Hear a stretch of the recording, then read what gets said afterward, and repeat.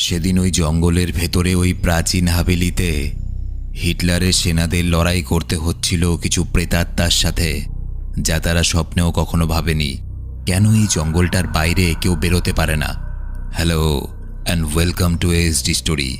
দ্বিতীয় বিশ্বযুদ্ধের ইতিহাসের পাতায় কান পাতলে শোনা যায় হিটলার নাকি কালো জাদুর উপাসনা করত, তাই তার সৈন্যরাও নাকি এরকমভাবে কালো জাদু করে রেখেছিল এই প্রাসাদের মধ্যে।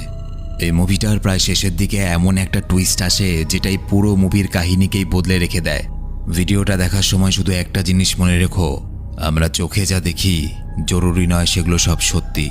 কেন বললাম আজ বুঝে যাবে। একটা সেরা ওয়ার হরর মুভি এসডি story presents ghost of war.